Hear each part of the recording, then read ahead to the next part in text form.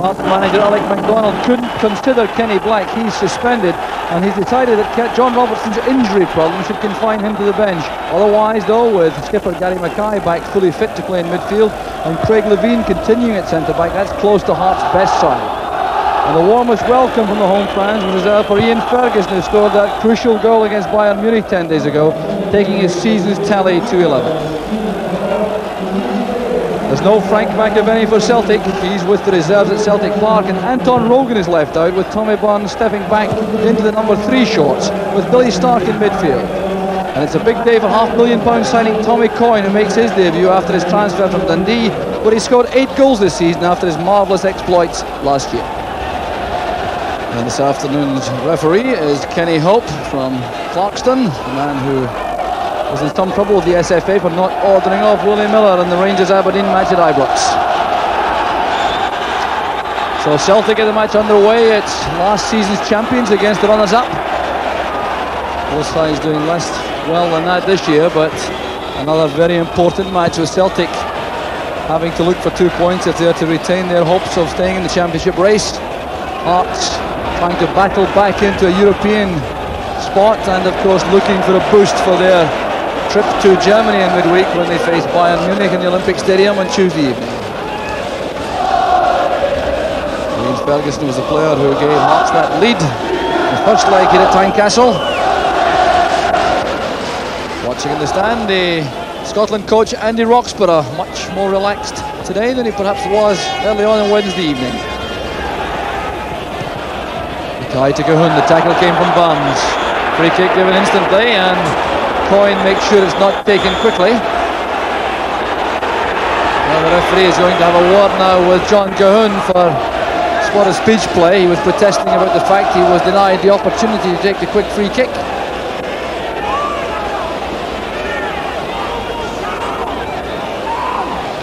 Dave McPherson has gone into the box for Hearts. So has Alan McLaren, joining Mike Galloway. A potent threat in the air now from Hearts. There's John Cahoon.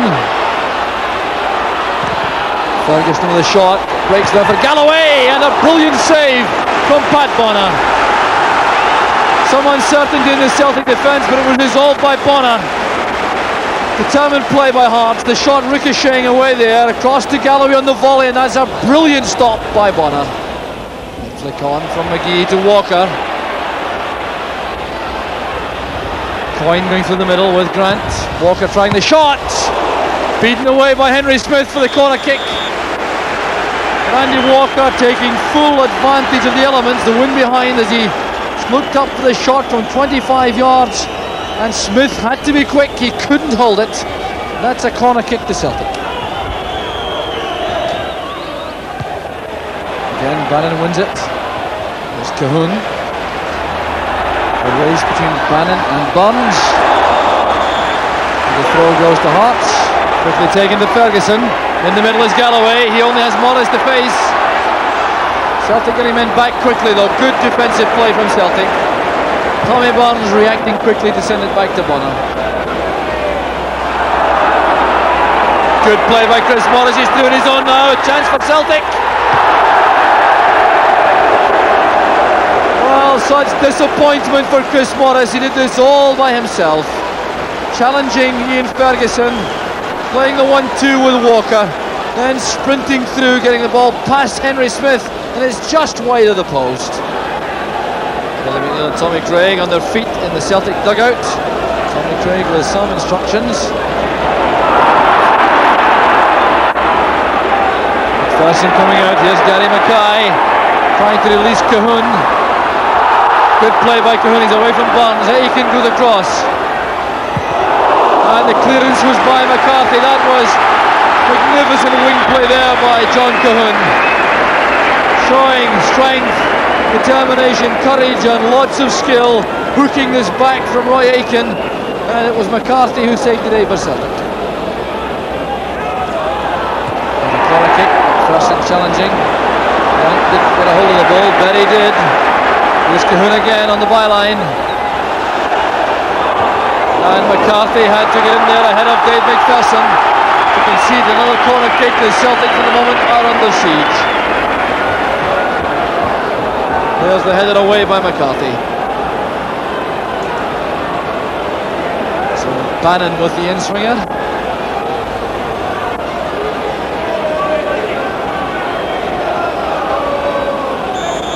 Working out where the big men are, I think. There's Levine, McPherson, and it's off the crossbar from Ferguson. Once again, Pat Bonner is frustrated by his defenders. There was Levine, McPherson and Ferguson together. It came off the bar and it's away for another corner.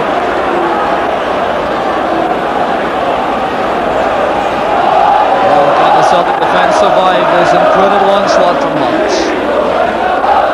There's Bannon, well taken by Bonner. Spotted it well at the near post. The Celtic fans not getting a great deal to shout about at this stage of the match.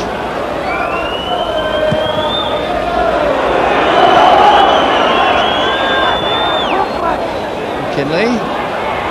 Headed on by Galloway for Cahoon. It's blocked by Bonner.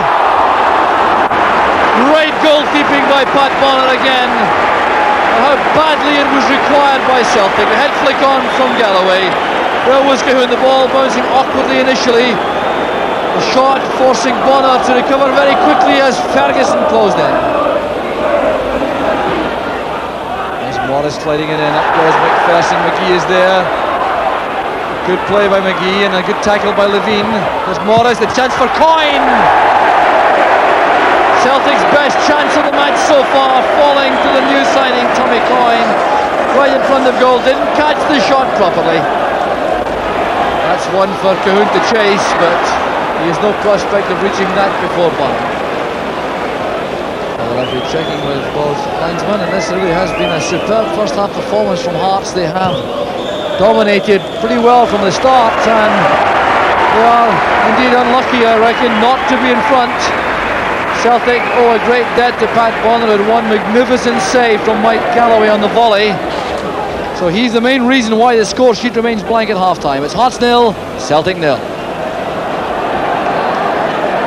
So lots of food for thought at half-time for the Celtic manager Billy McNeill. He must have been very concerned by the way Hearts dominated these early proceedings, and I've no doubt he'll have had some well-chosen words for his team during the interval.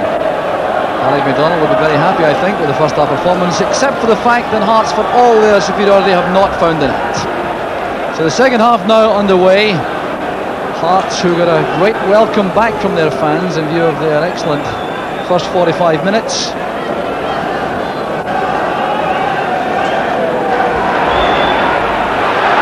Well played by Walker. Really start coming in at the far post. Here's McStay.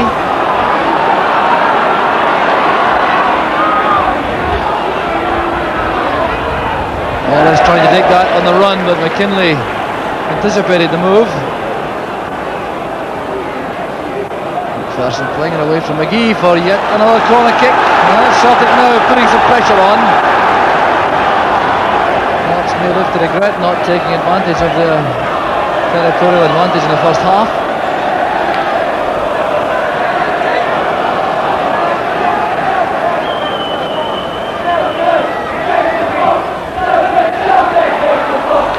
Couldn't reach it. There's McGhee trying to go all the way himself. Brilliant play from Mark McGhee. Brings Billy McNeill to his feet, and the Celtic fans celebrate in style. Well, this was vintage Mark McGhee.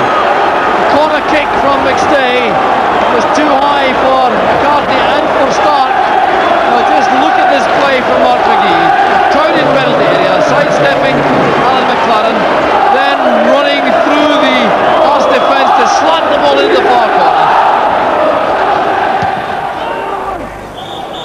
And the offside flag is up against Ian Ferguson.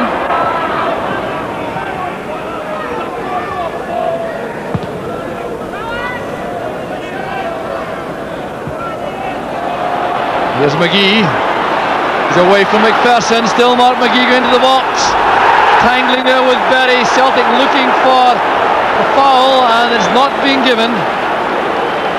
Well, I wonder if Mark McGhee on reflection may regret not taking the shooting chance after he got away from McPherson here, but determined to find a clear opening for the shot. The ball was out of reach when he went down in the challenge with Berry. Grant's back killer. That's a Hearts throw now. Peter Grant is agreed. The linesman gave it immediately.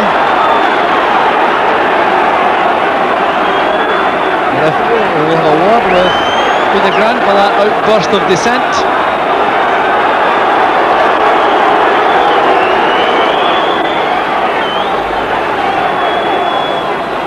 This is Coyne trying to get away from Tommy Burns. He's managed that, and the ball carried over in the end. The deflection giving the corner kick though to Hearts. Some great wing play again from Coyne. Just look at the way he finds his space to go past Tommy Burns, and it's behind for another corner.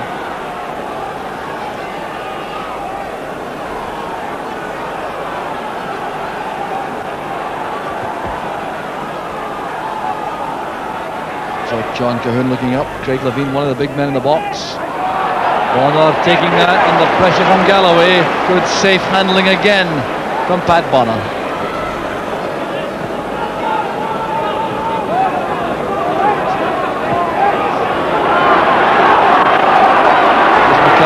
Berry. This is McKinley. Here's Mackay with space. Now Coyne. Good effort that from Coyne. Well taken by Bonner.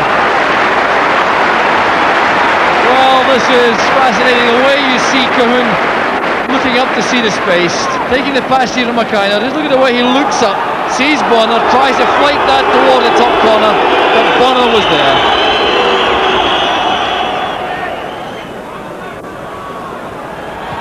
Challenge there from Peter Grant, and a free kick's been given as Grant goes down. He was caught there. Alan McLaren and Gary Mackay look towards the Celtic player with not too much sympathy, it would appear. But there was the challenge which brought down Peter Grant.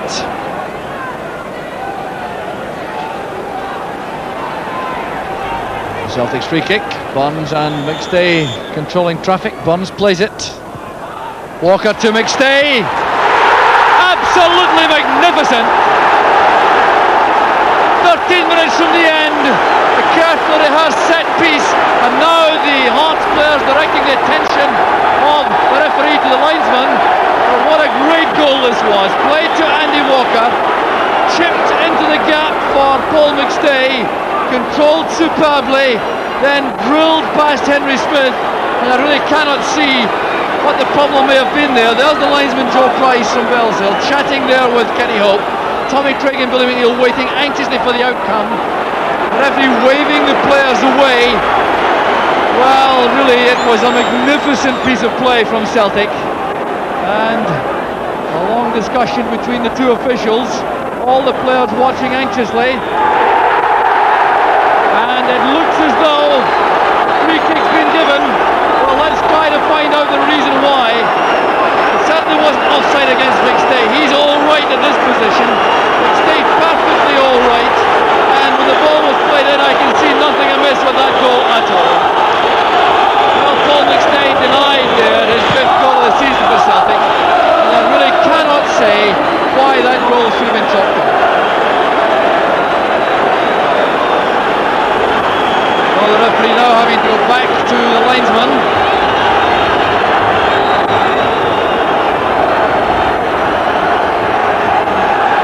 Well, now, what's the problem this time? It appears as though the Celtic fans have reacted rather badly towards the linesman. There may have been some missiles on the field, and the referee now talking to the police officers. Tommy Burns and Paul McStay and Billy Stark trying to tell the Celtic fans to calm down. And there's a police officer going across to have a word with Kenny Hope. Well, this is very sad indeed, because the Celtic fans reacting very badly to that decision, which came from linesman Joe Price. And really it was one which baffled us and certainly upset these Celtic fans.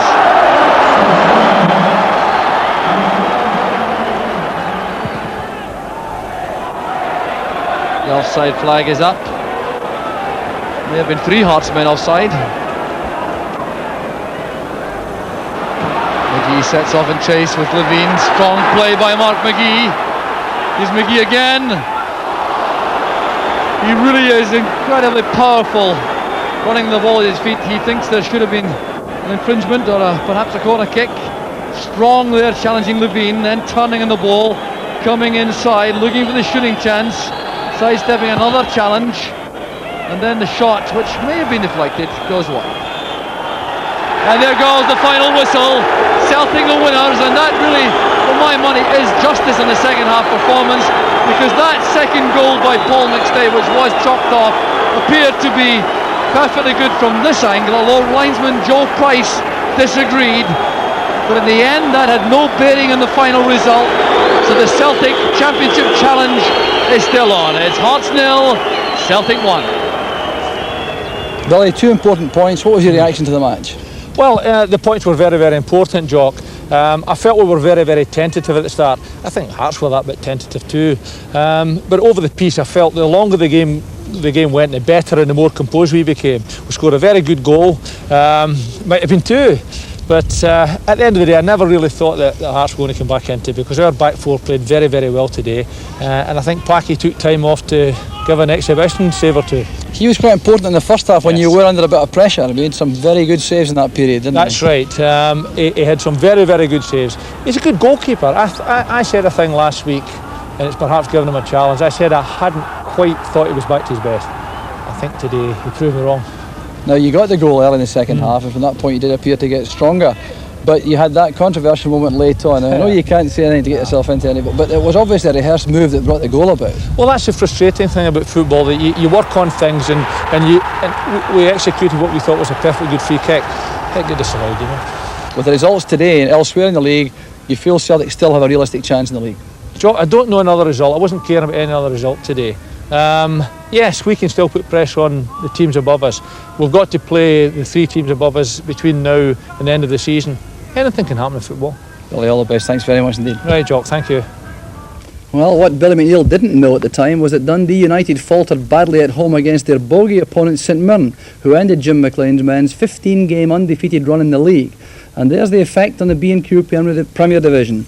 Rangers consolidated their position with a 3-0 win over Hamilton Accies, and their second goal came from the latest signing, Mel Sterland. Scotland World Cup men Ian Ferguson and Richard Gough got the others. Aberdeen maintained their challenge thanks to goals from Charlie Nicholas and Paul Wright at home against Dundee, and of course that Mark McGhee goal at Tynecastle kept Celtic in the hunt. Motherwell's point against Hibs puts them ahead of Dundee in goal difference, and they have a game in hand.